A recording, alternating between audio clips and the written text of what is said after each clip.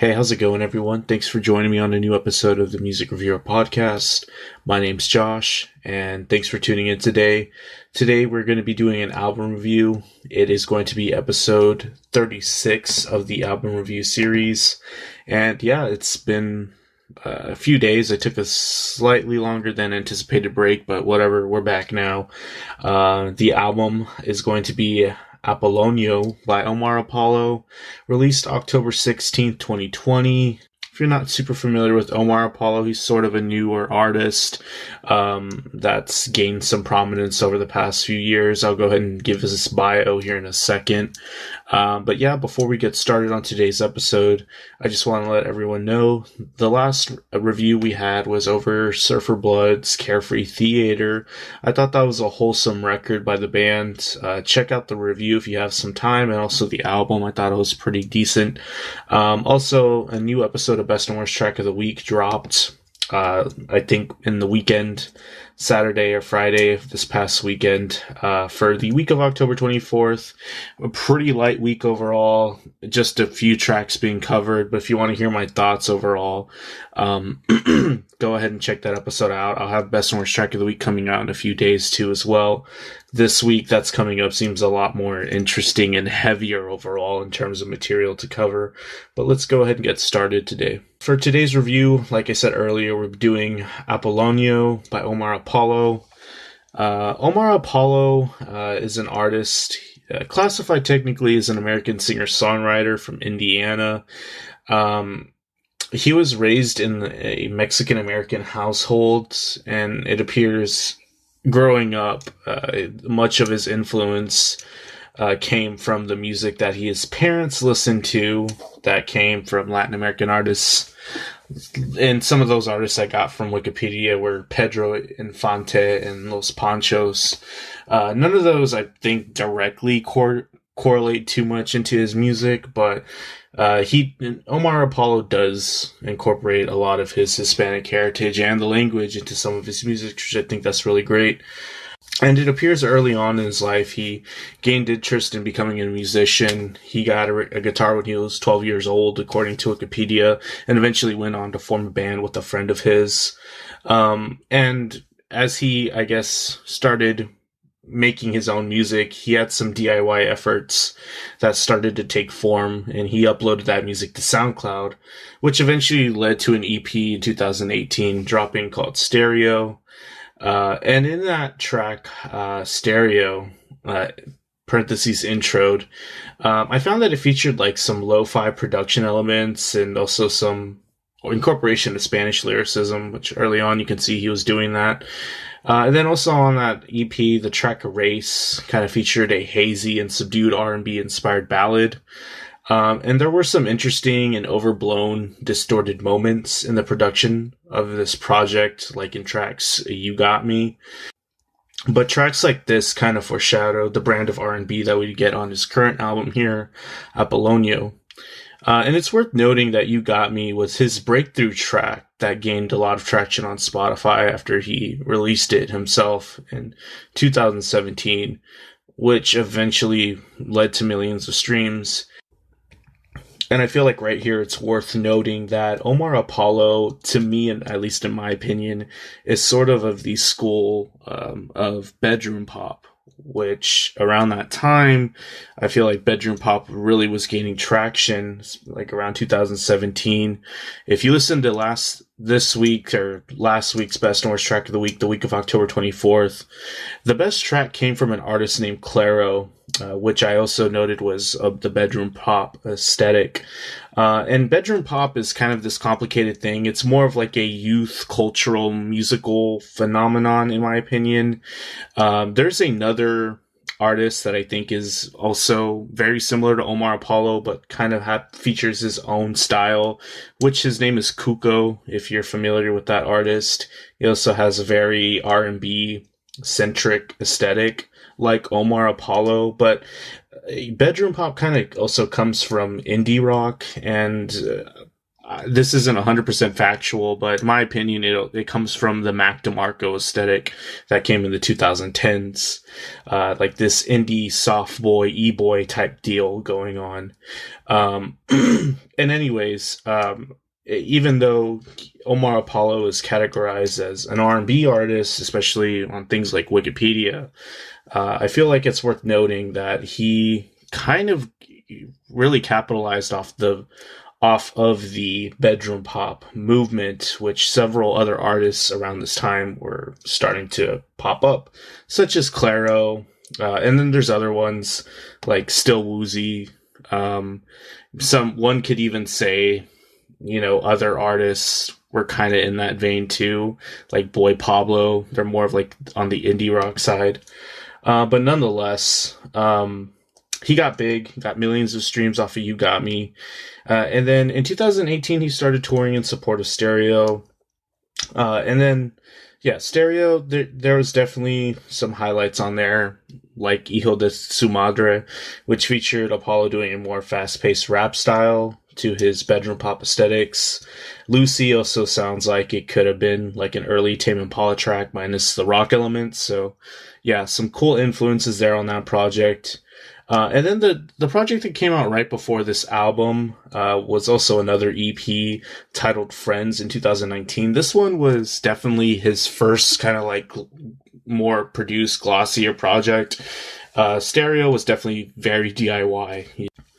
But on Friends, the album immediately greets you with higher quality production and more Prince-inspired performance on the track Ashamed. Kickback was also more of a straightforward pop track, I found, that had some very hooky elements. Friends, to me, was confusing with its attempt to being kind of a folky ballad.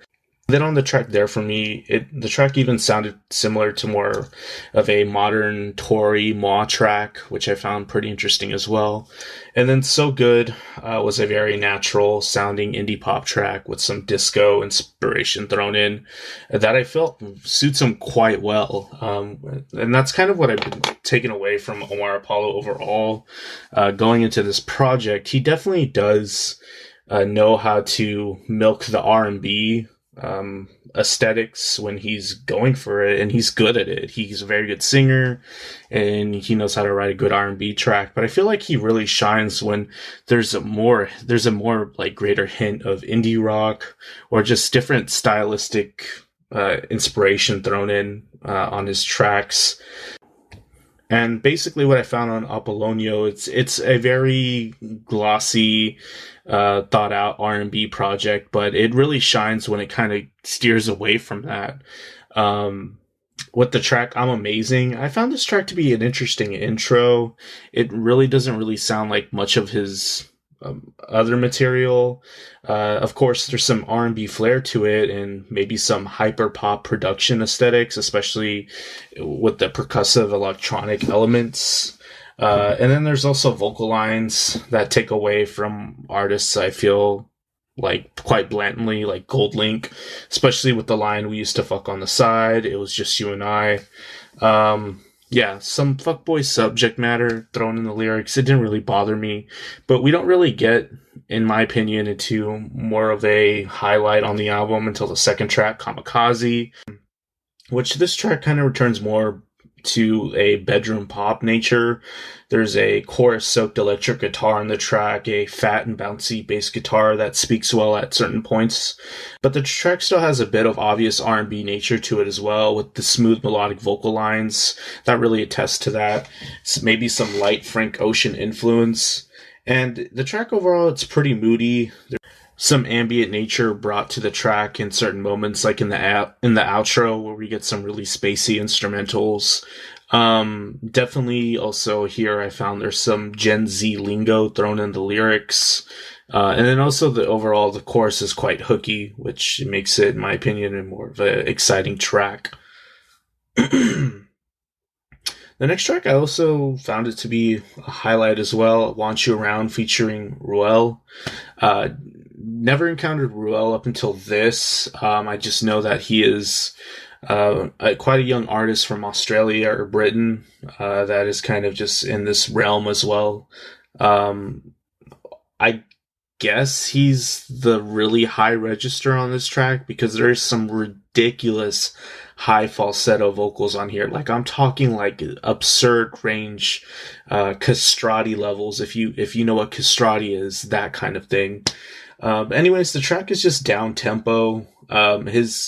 There's a really sultry R&B element to this as well, especially with it being a slower track. In my opinion, maybe some light the internet influence. The track has this compound time signature, and like I was saying earlier, there's some high falsetto vocals, absurdly high vocals, just going over that constantly. But the track does have moments where the vocal harmonies really come together and create these really nice earwormy moments that kind of stick in your head. Overall, it's a really patient track. It uses particular moments in there to really push for this eccentric and emotional R&B sound. Some warm colors in the instrumental as well, especially on the rhythmic side. Very low-key nature, but it's still captivating overall. I liked it more the more I listened to this track.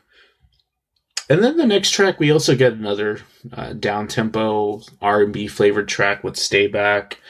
This one had more retro R&B aesthetics, I'd say, like borderline Motown funk almost, something like that. And then some Prince influence as well thrown in, especially with this guitar solo that comes in the track, that maybe is kind of Prince-esque, but maybe also like a slow hair metal ballad type track, guitar solo thing working there. But there's also some moments that I thought were cool with some really dirty melodic guitar material thrown in between the vocals that are very effect soaked. But I felt like those parts were at least captivating. We don't really get much of a highlight up until Uno Dos Nueve 219. There is a Kali Uchis feature with the track Hey Boy. I thought the track was that track. I didn't find it to be much of a highlight, although there are some interesting concepts, especially with how Kali Uchis is featured. She's more featured like a rapper, but overall the track didn't really stick with me. But the reason Uno Dos Nueve, in my opinion, sticks out because it really goes for like the Latin flavor that he brings. I think probably this has been one of the more Latin tracks that he's ever done. We have a very fat and busy bass line here that accompanies along with like this traditional Spanish flamenco guitar. And yeah, it's kind of like this flamenco style, light mariachi aesthetic for the most part. It honestly reminds me a bit of maybe some Latin pop of the 2000s, maybe like a track that Alejandro Sanz or an artist of that vein would have done. Some very technically impressive moments, especially with the guitar playing. I'm not sure if Apollo played that, but if he did, it was done very well. The only thing about this track that bugged me is there's some terrible English spoken word halfway through the track that just didn't sit that well with me. It could have been left out in my opinion. And then here, after that, we get, in my opinion, the best part of the album on the track Useless. I like where this album is placed because at this point in time, the album really needs a sort of like change of scenery. And right here, it's what I was getting at earlier. Apollo returns to the indie rock style here and the more of the bedroom pop aesthetic as well. And I find it quirky here that the vocals remind me of White Town's I Can Never Be Your Woman on the verses. It worked quite well, whatever he did on whatever vocal style or effect that he went with here. In my opinion, it's just a really great way to present the vocals. There's also some clean guitar tones here that structure the track. And that really attests to the indie rock aesthetics that are found here. And then this track has the most rich chorus thus far. It's it's just, you really want for that chorus to return on the track when it hits. That useless line is just very earwormy. I hear it in my head right now. Very interesting chord progression used throughout the track. Some nice dynamic contrast thrown in from the beginning to the end, and it's my favorite track on the album by far. And then the next track after that, in my opinion, was in highlight. It wasn't as good as Useless, but By Friend I found to be a pretty interesting track. It's the most experimental thus far, I think, even more than the Kali Uchis feature. It's an interesting track. I like the drum track here right off the bat. There's a lot of character in there, especially with the electronic elements thrown in. Some very quick vocal lines, almost rap-like. And it kind of reminds me maybe like some Miguel tracks on here. Interesting subject matter in the lyrics. Didn't really analyze it too hard, but it seems like there's a lot to unpack there. Some pretty hidden instrumental material thrown in under the percussion. It's like a track that has a lot buried in it that you can kind of dig away out or pick away at if you really want to listen for it. My opinion, one of the better tracks on this album. And then by this time, we're already at the end of the album. There's only one more track here called The Two of Us. And unfortunately, in my opinion, The Two of Us just didn't really hit as much as the previous tracks. And it's one of the low lights on the album, in my opinion. All I really took away from it is the soulful and gospel-like harmonized vocal moments that happen constantly throughout the track. It's really hard to pick out which line Apollo's singing because it just doesn't really sound like him. And it kind of reminds me, for some reason, I just can't get over the fact that it kind of reminds me of the P. Diddy version of Every Breath You Take from like the 90s. It's like that kind of sound. It tries to go for like an upbeat charm, but I just can't really, it just doesn't really sell it to me. And then also the production. There's like a very interesting electric guitar solo that's executed quite nicely, but it's just mixed too softly to provide any effect for what I think it's going for. And it's just an unimpressive track in my opinion, not developed nearly as much as everything else. And I kind of wasn't sure what to think of it, but I just think I don't really like the track. And but in my opinion, there was enough highlights on the album for me to think this was a good to decent project. I liked it. In my opinion, it shows a lot of potential that Omar Apollo has still, that he hasn't even really touched, or he can just continue to build on, like in the track Useless, Uno, Dos, Nueve. He'd be able to figure out kind of like what he wants to do with his Latin influence. Stay Back, what he wants to impact with like his Prince influences as well. Just a lot of potential here. I just think some of it was underdeveloped or just maybe could have used some scrapping, like in the closing track. But I thought this was a good album. I give it a 6 out of 10. Maybe if one or two different things are thrown in differently or just taken out, this is a better album probably. But yeah, wasn't really expecting to cover this album either. I just kind of came on a whim. I was looking for stuff that just came out, and this one came out in a random webpage I visited. So I'm glad overall I got more familiar with Omar Apollo's work. But if you made it to the end of this episode, thank you for listening today on the Music Review Podcast. My name's Josh. If today was your first day listening, please stop by if you're enjoying the podcast some more. I do a weekly series, and then I also talk about albums pretty frequently. I post about 2 to 3 albums a week. But anyways, thanks for joining me. Take care of yourselves. I'll see you later.